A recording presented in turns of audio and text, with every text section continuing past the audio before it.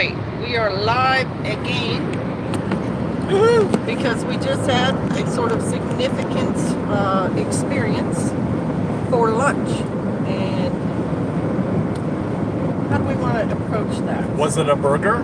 Was it a burger? Because we have been known to stop and get whatever if Whopper we are with cheese, traveling. Big Mac. Right. I mean, we just I don't like Big Macs traveling. They drip on your shirt. we make bad decisions. And Wendy's, quarter pounders. just grab whatever is convenient to us, because usually when we're traveling, it's a time thing. Like, we want to get somewhere, we want to get there. Don't want to be sitting within a down at certain no day. restaurants. Shalom, everybody. Hello, hello, hello. And Wes is saying, don't eat that stuff, right? We should not be eating it, and yet we do, because Or you could stop at a Casey's and get a slice of 3 of za. you could get za. You can get that to go quick. But most of that quick food is fatty, greasy, Bad. very salty, full of Sugar and salt. the wrong kind of calories, and a lot of them. I think one Whopper is like 800 calories or something, and you can tell. We were born in the 60s when McDonald's was just getting started, so it was a novelty to go get a burger and some fries and a drink. But it was something we were used to, and so for the longest time, we just ate that nonsense. May I ask, what is the most accurately translated Bible? Not now, because we're talking about lunch. Yeah, we'll get back to that, but we use the scriptures. We think that one's pretty good. Anyway, yeah, we eat too much. We are well-fed Americans, and so given the circumstances that we're going to be in an enclosed space for a while, and we want to get there at a certain time and so forth. I've always said they should have fast food like sprout shops, like where you take some sprouts and some lean meat and wrap it up in a cabbage leaf or something and sell that. Right, and when I was in Europe, something I found really interesting was the drink offerings would be something like carrot spinach juice. And I'm like, that's perfectly healthy, and it tasted decent and not full of all that sugar, and I really enjoyed drinking stuff like that. So, we also don't want to do the Great Santini thing. I don't mind doing the Great Santini. He would love to do it. I hate it. I don't want to just go. I want it to be a comfortable experience. So, something I discovered that is at a liquor store that's like a Stop and Shop is called a quinoa quick meal. Put it up close so I can see it. Quinoa quick meal. And then you can see on the bottom all the things about this. Non-GMO, gluten-free, 9 grams of protein, 6 grams of fiber, and 460 calories. You should tell them how it comes together and then read the ingredients. Okay, hang on. Because we really liked it. I'm going to actually write to them and figure out if I can order a case of it online. Okay, so it came in 2 containers, like a sauce thing, and the bottom has the quinoa. And then the sauce thing, you had to, take the cover off. And we ate 2 different styles, and I've had a different one also earlier. And this one was the basil pesto flavor, and then the other one was lemon, roasted garlic, artichoke. And then the ingredients, this one's not as good. I should read the ingredients off the other one. The other one's got the most amazing ingredients. Okay, so here we go. Ingredients for this lunch. And this one only had 330 calories. Can people hear you? Can you hear me? Can you guys hear me okay? Hello, shalom. Yeah, it looks like you can. I buy quinoa, Rosa Sharon Homestead. I buy quinoa in Bolton. Okay, they can hear you. Yes, you can hear. Okay, so this has farro, which is a 10 different kind of grains combination. Looks like barley. And the descriptors for this: vegan, not that we are that worried about it, but I mean, there's nothing wrong with eating vegetables. High in fiber, no sugar added, GMO free, no artificial colors or flavors. Good source of protein and iron, and made with fresh ingredients. And the quinoa is already cooked. When you buy it, You can just eat it, and it doesn't require being heated up or refrigerated before you open it. Read those ingredients. Okay, the ingredients are cooked farro, artichoke, cooked white quinoa, cooked red quinoa, bell peppers, sunflower oil, red onion, lemon juice, water, salt, lactic acid, parsley, roasted garlic, and black pepper. That's it. Where's your monoglutamate, polysorbal, polyunsaturated Chlorinated, nylon? Right? It's not in there. And other thing that was really interesting about this product is it's made in Peru. Peru. Pastor was saying, what, I said the Aztecs used to eat quinoa, and he said, where are those Aztecs now? I think they're making these meals, and we're buying them. They made our lunch. And it's good for you. It's 7.9 ounces, the container. And how many calories are in that? 330 calories. And I'm full. We split too, so we each had basically one. Right, we each had a cup. 7.9 ounces is almost a cup. So we each had a cup of this stuff for lunch. 460 calories for the pesto one, 330 for this It's one. delicious. That's like the equivalent of one bag of fries without all the salt and everything else in it. It was really good for us. So we got excited and we were discussing it, and I said, well, Pastor, you want to share it? And he said, sure, why not? So that was why we did this thing. So now we can get into your questions and stuff and kind of find out what you guys asked and so forth. I like the Say Aramaic hello. New Testament for translation. Pastor likes the Aramaic New Testament for translation, but it's only the New Testament, unfortunately. So for kind of an overall, we use the scriptures, but we also have King James versions, the companion Bible, because it has over 100 addendums and explanations. Appendices, that's right. Explaining meanings behind words and the, what do you call it? The importance of numbers in the Bible and what the feast days are and so forth. The companion's kind of expensive, but it's definitely worth it. And we also have the Strong's Concordance for the King James Version, because it has every word in the Bible and then the either Greek or Hebrew translation of each word, including things like of and the.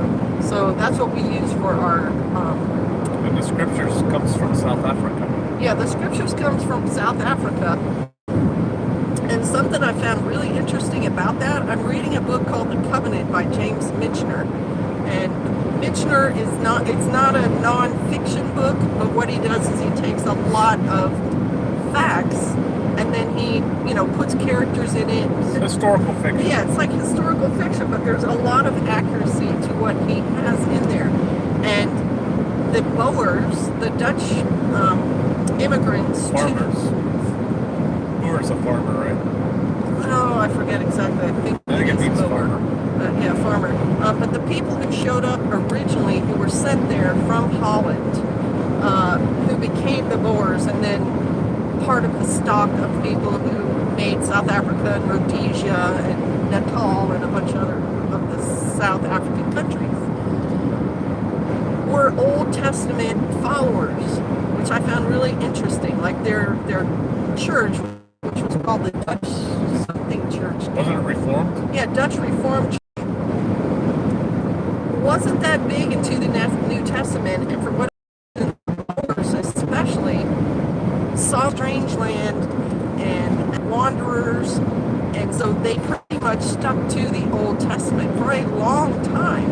And then when we read the scriptures, which is 300-400 years later, that comes out of South Africa, and they have tried to be true to names and places. Yeshua is called Yeshua, Yahweh is called Yahweh, Moses is Moshe. The Hebraic interpretation of those names and what they would have actually been called, I think it's a really interesting tie right there. Okay, so which one was the only New Testament? The Aramaic. No, you said it. Oh, the Aramaic. Yeah, they only translated the New Testament. And what is the name of it again? The Aramaic New Testament. The Aramaic New Testament. It's really good. It has great notes. That book is called The Covenant. Yeah. Yes, that is the title, and James Michener is the author. It's kind of a history of South Africa, and it's also what kind of clued me It was in. a turkey. Was it a turkey? Yeah, got wild hit? turkey. It's a pretty good day when your roadkill is actually turkey, wild turkey, because that means there's a lot of them in your area and they are delicious. Where can I find, hang on, let me get back up there. Where can I find the correct names written so I can read that side? Will say In English. Genesis, Bereshit. Genesis, and then the other page will say Bereshit. So it's in there. What else? Okay. I have seeds from 2 different kinds. Hang on. I'm not sure which seeds we're talking about. Amaranth. Oh, yeah. I've heard a lot about amaranth. Yeah, just make sure you harvest the seeds before they dry and fall. Just cut the top. Yeah, our son had amaranth, which when I first saw it in this field by his house, I was like, that is a horrible weed. It has, the one he had tines on it, like stickers. I consider any weed with stickers on it not that great. And he said, no, Mom, this is that amaranth stuff, and our goats eat it. And I thought, this can't It was be imported good. to this country as a grain. Right? It couldn't be good because of how unfriendly the dang plant looked. And yet, the field he had, that amaranth grew 2 or 3 feet tall, and his goats would just eat off of that for the entire winter. He never had to buy hay, and I think he had at least 4 goats in there. So amaranth is a really good weed to have. People eat it though too. It's Yeah, like a people grain. eat it. Yeah. Okay. Thank you so much for answering. You are welcome. Hello, Wes. I'm Bear Independent. Oh, hey, Hey, Bear, guys. you're here. I haven't had a chance. How you doing, Bear? What we talking about? Oh yeah, in the Covenant. The book, The Covenant, has the history also of the gold. That's one of the things that was spurring me on to make that video about gold. Because South Africa, for the longest time, was sort of the central location for worldwide gold, like prices and standards and Have so they covered on. diamonds yet? Because diamonds are. They didn't talk about the diamonds, but the diamond history in Africa is fascinating too. Somebody's just walking on the beach and the diamonds are all over the place. Imagine that.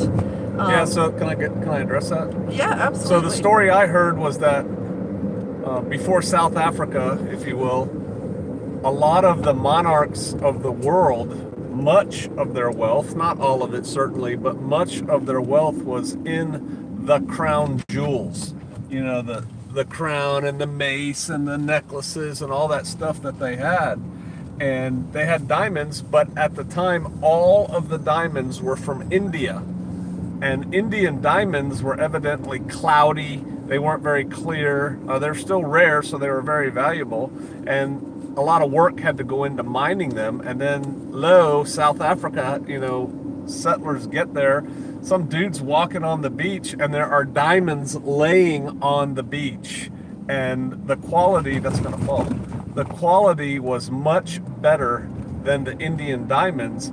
And so basically, overnight, the crown jewels of Europe are grossly devalued, which the conspiracy theory, whatever you want to call it, goes, that's when like De Beers, Dutch, came in and swooped up the whole thing.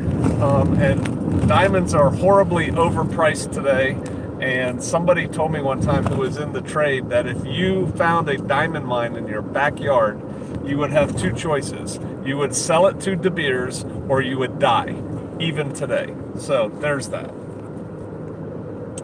Shalom, all you guys. Yes, so the gold thing was, the Boers are there in Africa and Boers are wandering around. They would make settlements, and then sometimes they were at war with the local tribes near them. Sometimes they were at peace with the local tribes. They definitely enslaved some of the little brown guys. I think the LBGs. yeah, the guys who make the clicking noises with their tongues, the ones who live in the Bantus? I forget what the name of them is, but they're real small. The gods must be crazy. The Gods Must Be Crazy. It's a very interesting movie. You should check it out. They became the servants of the Boers, and again, Boers.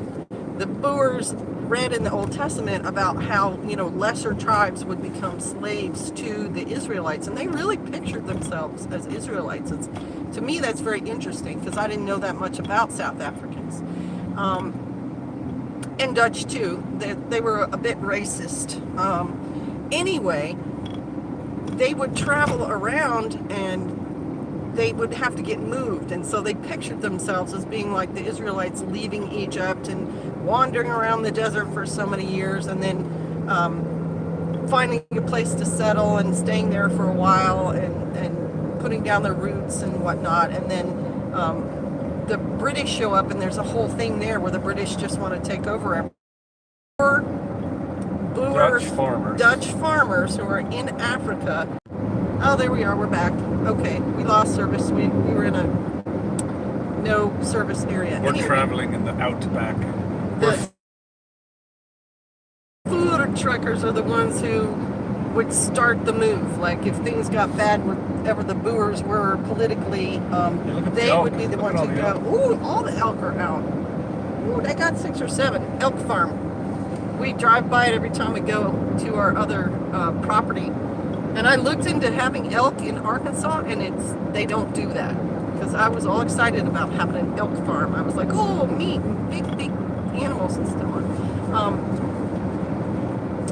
Anyway, the Boers find the gold, and the Brits want to take over, and that's really the basis of the Boer War.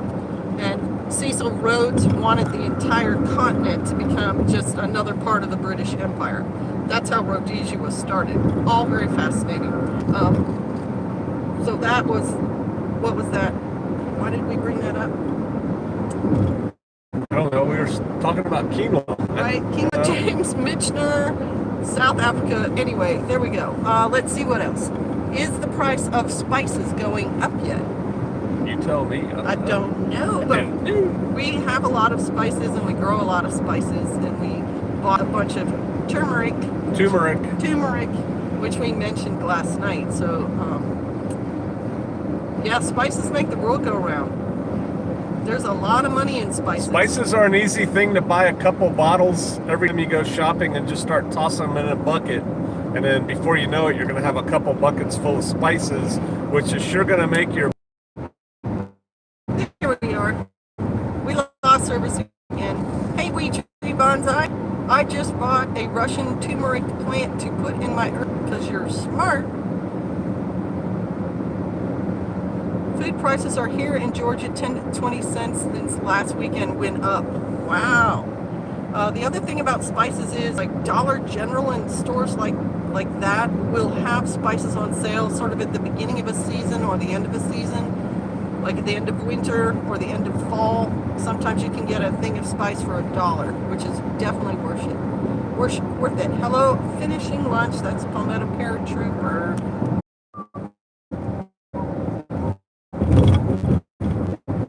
Here we are, going through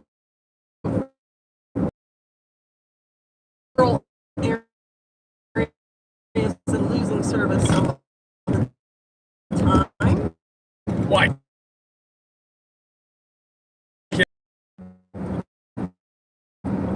We will have better connectivity in about 10 minutes because we're out in the middle of nowhere.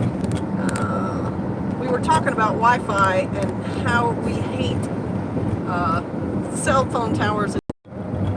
And here we are. 5G, no good. Very fast, bad health effects. We must be wary of the super electrically charged things, like you do not want to power, station outside of where you live. Yeah, they're gonna, I guess it doesn't go very far, so they're gonna have a lot of them. Ugh. What? 5G doesn't go far? No, so they have like boxes everywhere. They had an E. coli outbreak in Kentucky last week. Ooh. You don't want that. It's no fun. No bueno. Okay, losing signals. Got to go back to work. You all are breaking up. Yep, Shiloh Sky, we definitely are breaking up because we're in a very, what do you call it? Rural area. Very, not shifty. Just doesn't have the best service in the world. But we're going to stay on for a little while longer. Love you guys. We don't have a Torah observant family up here in Catholic land. YouTube gives us a sense of community. We pray the Father will bring a couple of families one day. Yeah, I think we all should pray that, and I think it's going to happen because more and more people wake up to Torah every day, especially if you can counter argue. And pastor doesn't like the word argue, but I mean, when people say, well, what about Colossians 2 and things being nailed to the cross? If you can give an intelligent reply to that, and there is one, and I've done it on some of my videos, it can help people's eyes open up. And so much of when people are searching for the truth and the Holy Spirit begins to reveal it, so much of what the church does doesn't make sense to people, and that's when they start on their Torah investigative walk. When they say things like, look, I don't read the word Christmas in the Bible, so what am I doing here? Why am I spending all this money and going in debt and stressing out every December time? I don't like it. What's the alternative? And that's often that or clean food. You know, you eat something like bacon ice cream and you feel horrible afterwards, and it's like healthy food leads you a lot of times people on a path to clean food. So many people in the Christian church tell their kids the Noah's Ark story, and they talk about the animals going by two onto the boat, and they completely skip over the verse that says, and 7 of each clean animal was put on there. The oxen and the pigeons and the doves and things like that. The Christian church just blinders. And so when people start hearing these bits of truth and the Spirit works within them, they start getting curious. It makes sense to them, and that's kind of, and then you're on the way. So, all right, let's see. I knew what you meant. Okay. Free puppies. Free puppy. Yeah, we don't need any more puppies. We're good. Shalom, Sister Kate and Pastor Joe. 2 days in a row. Awesome. Yeah, I think we're just feeling it. Miss you guys. I need to come to Shabbat soon. Gordy, we miss you too, buddy, and I hope you're doing okay. I hope your health is improving. We miss you too. 119 Ministries can help you find people. They do have a locator page on 119 Ministries. So does Eliyah. And so does Eliyah.com. It's another website, and they have a locator on it as well. It's worth a try. Sometimes when you go, maybe the flavor there is a little more messianic than you want, but it's definitely worth a try. We're not messianic enough. Yeah, or not messianic enough or whatever. People. 5G is giving elementary kids cancer in California. Towers are on the schools. Yeah, there's so many reasons to homeschool. That's just another one. Zombie Dave, I have so much to learn here. Well, ask some questions. Okay, man, we miss you. My first time here, just found you this morning. Where are you traveling to? OPSEC, bro. OPSEC, bro? OPSEC, sis. Sorry, we don't discuss things like that. We're going to the farm store. All right. That is so awful, Rose sharing. What a scary world. Come out of her, my people. Sin to be more important every day. Working on it, right? There's so many reasons to come out of it. Come out of her. Okay. So we've been talking now for like 20 minutes. We started with our lunch. If you didn't see the beginning, we will just quickly go over. This is what we had for lunch, and it's amazing little product. This is not a paid promotion. Yeah, we're not trying to. We just really liked it. Right, exactly. We're just trying to give you guys good advice. I don't even know if y'all can get it. I'm going to look it up. We don't even know where we can get it, except see for if I the can ones order it online. where the one store that we bought it was. But this was a really good lunch. It's low calorie, high protein, no GMO, gluten-free, etc. Not Excuse that we me, care about etc. gluten-free. And you can make pesto yourself. Pesto's just a whole lot of basil and like some olive oil. They didn't use olive oil in that, they used sunflower oil. But you can throw that on anything and make it taste like pesto. I think they use sunflower oil because it's cheaper. There you I'd go. like it with olive oil. Right? Olive Y'all oil. know the truth about olive oil? Yeah. Like in America, you get extra virgin olive oil. Extra virgin is not as pure as virgin olive oil. Right. It's a total psyop in labeling. It's like virgin olive oil is the first pressing, and extra virgin olive oil is like the second pressing or something. But they call it extra virgin, like that's better, but it's not. Virgin olive oil is the best, and you can't get it in America. Right, they're not. Italians are not stupid. They're going to keep their best. Well, I olive bet you oil other in people Italy. can get virgin olive oil. It's just for some stupid reason in America. Same thing with Toyota pickup trucks. The Toyota Tacoma is a good truck, but it's not as good as the Hilux. And you can't buy a Hilux in North America, or you can't get one in U.S. and Canada, I think. It might be also our import laws and stuff. Yeah, but they it's just don't dumb. want to pay it. Hilux is better. Solid axles. Solid axles. All right. Let's see. I'm learning just being here about Christmas, about food, etc., and the Shabbat, the Sabbath, the fourth commandment. The Father establishes that even keeping it himself in Genesis. So it's not.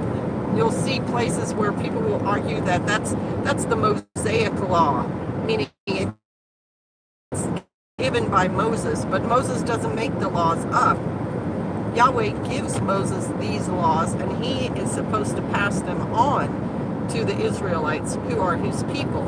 And Sabbath is even way before Moses. It is established back in Genesis. So that's another way a lot of people come. Why? It to was the way. established on the seventh day. The seventh day. A day of rest, a mini vacay. That's how we think about it. You need a rest from the stress and everything of the world, and the Father gives you one every week. Okay, it isn't windy down there, about to get blown away up here, 40 to 50 miles an hour winds today. Yeah, it's kind of windy, but there's, It's that been blowing the car around. with that bomb cyclone thing that's going to happen up in the north. I bet you it's going to be a big nothing burger. I hope it's a nothing burger for our friends who live up there. But whenever there's a large temperature change, there's a lot of wind. So it's kind of a side effect of that. Shalom, PJ and sister, and that is Cassandra Collins. Shalom. I ate at Glory Days Pizza here in Topeka. Topeka's probably getting pretty windblown right now. Yeshua was born September 12th. Prove that. Right? Where is that written in the Word? We do know, we can deduct from the Word that he was not born in December. He's born in Sukkot. Right. The fall feast that his birth coincides with is Sukkot.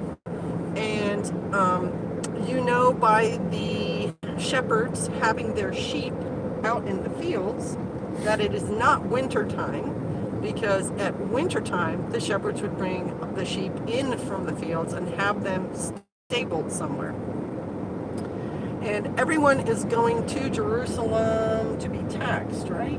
They're going to their home cities to be taxed, so they got to do that after they've brought the crops in. Right. So that linked with his birth and the fact that his cousin John the Baptist is 6 months different earlier. He was and born around Passover. And his father's duties in the temple took place at a very specific time of year. We know that Yeshua was definitely born in the fall, and with all the facts lining up, it was most likely on Sukkot, and most likely that it was the great high holiday at the end of Sukkot when his birth was, because there's a scripture that talks about an older woman, I think an older man, and they're at the temple when he's being brought in for his dedication, and there's clues there too about what time of year that would have been going on. So there you go, and you can do your own research on that. Just type it in the Googles. So hot in Alabama now, but hypothyroidism makes me hot when everyone else is comfortable. Hypothyroidism made me very cold when everyone else was comfortable. So that's kind of interesting. But heat's never pleasant. You have to figure out ways to deal with it because our body doesn't like being that much higher than. I tell you, one way to deal with heat 96.8. is not to have air conditioning. We are so much more comfortable than people who live in climate controlled environments when it gets hot outside and you have to be outside. We're feeling great and other people are just like, oh, and they're sweating to beat the band because they're not used to it. You can get used to a lot of things. Right, your body can adapt to a lot of things, and we choose to live off grid so that our body adapts to that instead of being dependent on something like air conditioning. Having said that, on really hot days, we'll figure out an excuse to go to a movie so we can sit in air conditioning at 2 in the afternoon. Well, there are societies that have concepts called reposo. Reposo. Or Siesta. siesta. From 10 to 2, you just don't go out. Only mad dogs and Englishmen go out in the noonday sun. So you go have your reposo, and then you work longer into the evening when it's cooler, or early in the morning. That's true, Pastor. I was in something yesterday. Wait a minute. I was in a store yesterday, and I about froze inside. That's Travis at Part Homestead. You know what we're talking about. I don't know exactly the date of Jesus' birth. I'm just happy he came. I'm going to stop here and get gas so you can keep talking. Okay. I don't know that I will. How about if we take a break and then we'll come back? Because if we're going to stop and get gas, that means we get to get more coffee and all that other stuff. So, You don't want to take this into the women's room? no, I'm not going to take you guys into the women's room with me. We'll just get back online when we come back out. So we'll